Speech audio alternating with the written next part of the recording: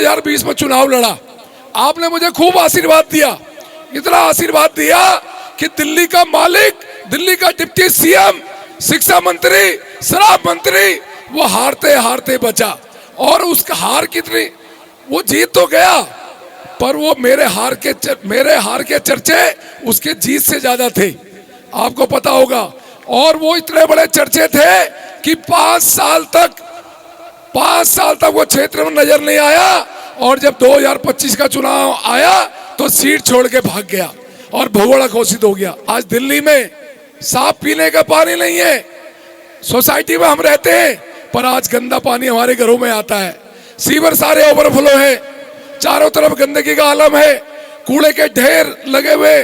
जिस कूड़े को पहाड़ को खत्म करने के लिए 2 साल पहले सत्ता में आया, आज कूड़े के पहाड़ वैसे के वैसे ही हैं। जब कोरोना काल में आप लोगों को राशन की जरूरत थी, आपको वैक्सीन की जरूरत थी, मोदी जी वैक्सीन का व्यवस्था कर रहे थे, राशन की व्यवस्था कर रहे थे, पर केजरीवाल 56 करोड़ का शीश महल बना रहा था और देख रहा था कि 2 करोड़ के पर्दे लगेंगे या 3 करोड़ की टाइल लगेंगी। भारत माता की जय, जय श्री राम, जय जय श्री राम। बोलो सनातन हिंदू धर्म की, सनातन हिंदू धर्म की। आज हमारे बीच में हिंदू हृदय सम्राट, फायर ब्रांड नेता, जो बहुत बेबाकी से संसद में विरोधियों को चुप करा देते हैं और हमेशा बहुत बेबाकी से बोलते हैं, ऐसे पूर्व केंद्रीय मंत्री और पूर्व राष्ट्रीय अध्यक्ष युवा मोर्चा, मेरा सौभाग्य है, मैंने भैया की टीम में युवा मोर्चा में मैंने काम किया। भैया राष्ट्रीय अध्यक्ष होते थे, मैं प्रदेश का उपाध्यक्ष होता था, तो इनका बड़ा सरल सौम्य व्यवहार, इनके साथ काम करने में बहुत अच्छा लगता था। आज सामने यहाँ बैठे हैं, मैं इनका अभिनंदन करता हूँ, पचपड़गंज की जनता की तरफ से इनका अभिनंदन, इनका स्वागत है। एक बार जोरदार तालियों से कम 1 मिनट तक तालियां बजनी चाहिए। बहुत अभिनंदन है, आप हमारी धरा में आए। पिछले 5 साल पहले मैं 2020 में चुनाव लड़ा, आपने मुझे खूब आशीर्वाद दिया, इतना आशीर्वाद दिया कि दिल्ली का मालिक, दिल्ली का डिप्टी सीएम, शिक्षा मंत्री, शराब मंत्री, वो हारते हारते बचा। और उसका हार कितनी, वो जीत तो गया पर वो मेरे हार के चर्चे उसके जीत से ज्यादा थे, आपको पता होगा। और वो इतने बड़े चर्चे थे कि 5 साल तक वो क्षेत्र में नजर नहीं आया, और जब 2025 का चुनाव आया तो सीट छोड़ के भाग गया और भगोड़ा घोषित हो गया। ये वही व्यक्ति है जिनको 12 साल पहले आपने सत्ता में बैठाया, पर 12 साल में जो दिल्ली की बदहालत और पचपड़गंज की जो बदहालत इन्होंने करी, वो सब लोग जानते हैं। आज दिल्ली में साफ पीने का पानी नहीं है, सोसाइटी में हम रहते हैं पर आज गंदा पानी हमारे घरों में आता है, सीवर सारे ओवरफ्लो है, चारों तरफ गंदगी का आलम है, कूड़े के ढेर लगे हुए।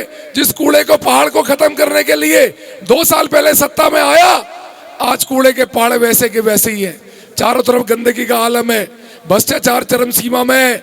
आप सोचिए, जब कोरोना काल में आप लोगों को राशन की जरूरत थी, आपको वैक्सीन की जरूरत थी, मोदी जी वैक्सीन का व्यवस्था कर रहे थे, राशन की व्यवस्था कर रहे थे, पर केजरीवाल 56 करोड़ का शीश महल बना रहा था और देख रहा था कि 2 करोड़ के पर्दे लगेंगे या 3 करोड़ की टाइल लगेंगी।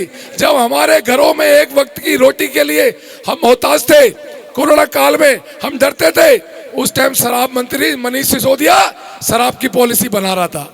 आप सोचिए किस तरह के लोग हैं दिल्ली में। लोग कोरोना काल में दाने दाने के लिए मोहताज थे, एक जना शीश महल बना रहा था और एक शराब की दलाली खा रहा था।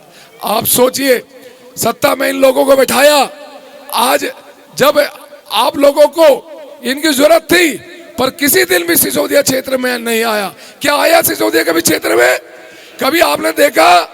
इसने आपसे वादा किया था कि मैं पचपड़गंज में नए स्कूल बनाऊंगा।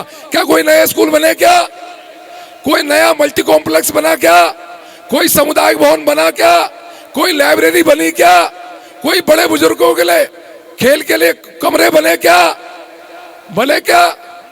क्या बने? पचपड़गंज में क्या बने? क्या बने? और उनमें क्या मिला? एक बोतल के साथ 3 बोतल फ्री। जिस व्यक्ति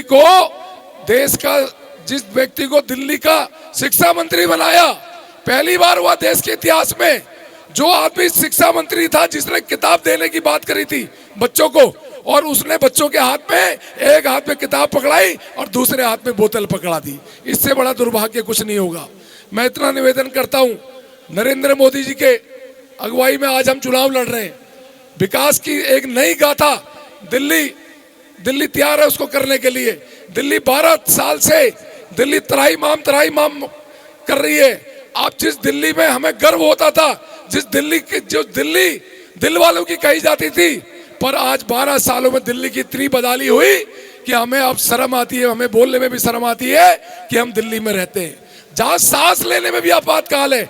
आप बताइए, आज सांस लेना भी दुभर हो गया है, पानी गंदे हैं, सीवर ओवरफ्लो हैं, हम चंद्रयान तक पहुंच गए, हम टॉप 5 अर्थव्यवस्था हैं पूरे भारत में, पूरे विश्व में।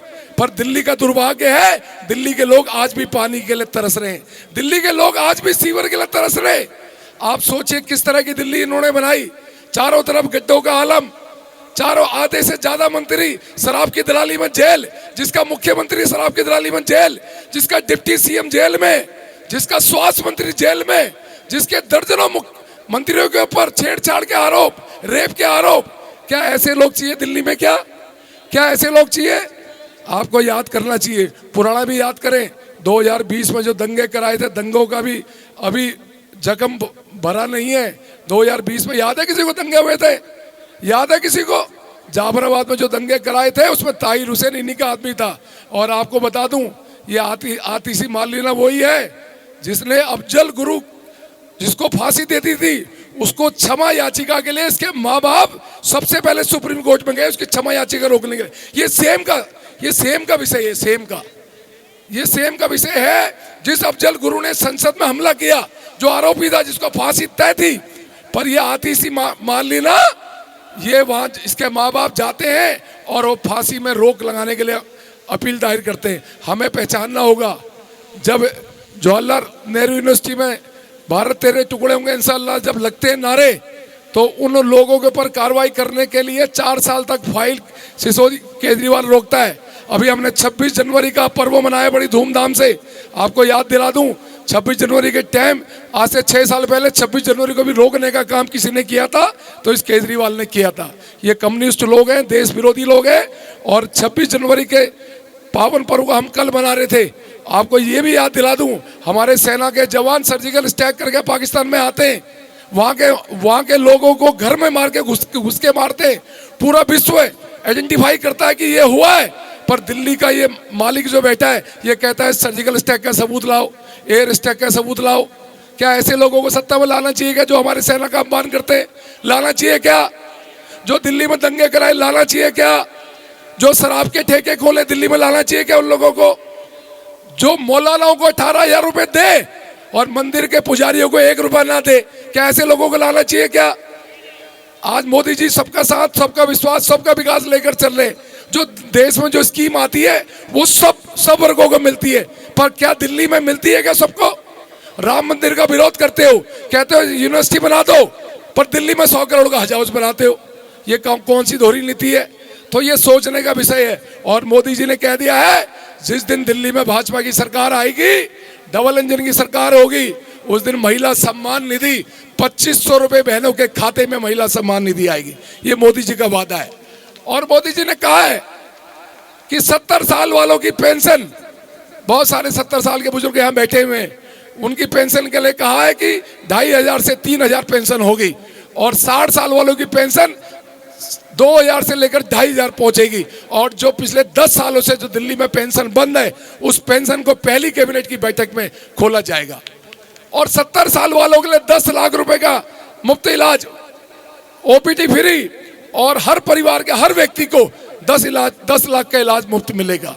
दिल्ली में गरीब लोगों के लिए उन्होंने कहा होली दीपावली में 2 सिलेंडर मुफ्त मिलेंगे। ये मोदी जी की गारंटी है। और मोदी जी ने कहा है गरीब बच्चों के लिए केजी से लेकर पीजी तक मुफ्त पढ़ाई होगी, मुफ्त पढ़ाई।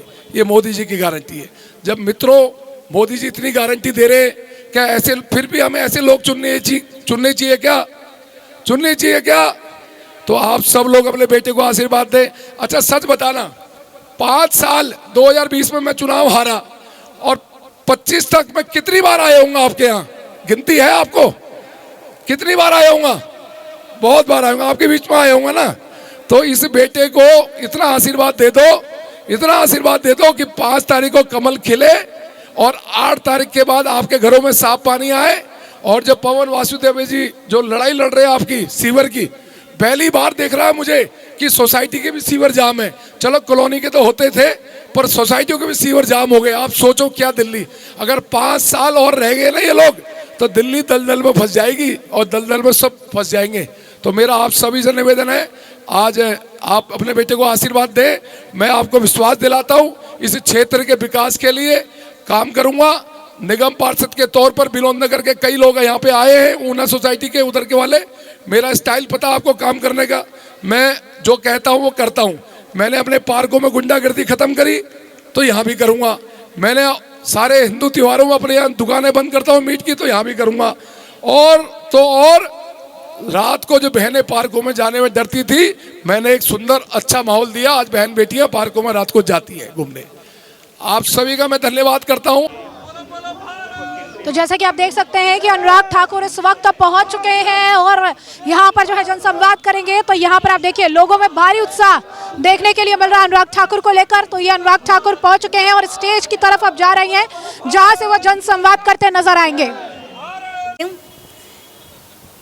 पवन वासुदेवा जी वो शख्स हैं जिनमें हजारों लोगों को इकट्ठा करने की क्षमता है और ये 16 सोसाइटियों के प्रेसिडेंट हैं। ऊना इंक्लेव के जो हैं ये प्रेसिडेंट हैं और हमारे हिमाचल प्रकोष्ठ के सह प्रभारी भी हैं और ये बहुत बड़े समाज सेवी भी हैं। यहाँ पे रहने वाला बच्चा इनके नाम से अनभिज्ञ नहीं है। कोई ऐसा व्यक्ति नहीं है जो पवन वासुदेवा जी को नहीं जानता। और किस लिए नहीं जानता? क्योंकि ये किसी भी समय में किसी की मदद करने के लिए ये तैयार रहते हैं। और जब कोरोना का टाइम था, यहाँ पर मैं रवि नेगी जी का स्वागत करता हूँ। Bharatiya Janata party Bharatiya Janata party, Bharatiya Janata party जिंदाबाद, भाई नरेंद्र मोदी जिंदाबाद, श्री नरेंद्र मोदी जिंदाबाद, रविंदर सिंह नेगी जिंदाबाद, रवि नेगी जिंदाबाद। हमारे बीच हमारे विधानसभा के प्रत्याशी स्थानीय उम्मीदवार बहुत ही ऊर्जावान नेता श्री रविंदर सिंह नेगी जी, आपका बहुत बहुत स्वागत है, अभिनंदन है। मैं अनुरोध करूंगा पवन वासुदेव जी से और हमारी निगम पार्षदा रेणु चौधरी जी से कि रवि नेगी जी का स्वागत करें बुके देके। एक बार जोरदार तालियों से हमारे प्रत्याशी रवि नेगी जी का हृदय से स्वागत करें। ये ताली इतनी बजनी चाहिए कि ऑपोजिशन के कान में बजे कि हमारा प्रत्याशी और हमारा होने वाला विधायक हमारी जनता ने चुन लिया है। बहुत बहुत स्वागत रवि नेगी जी आपका ऊना एनक्लेव में। आज हमारा सौभाग्य है कि हमारे बीच हमारी इस विशाल जनसभा में हमारे यूथ के फायर ब्रांड नेता अनुराग ठाकुर जी हमारे बीच में हैं। स्वागत की कड़ी में भाई साहब का स्वागत करेंगे अनुराग ठाकुर जी का। भाई रवि नेगी जी, जोरदार तालियां बजनी चाहिए। ये फोटो जो डुओ की फोटो है, ये अपने आप में एक फायर ब्रांड फोटो बनेगी।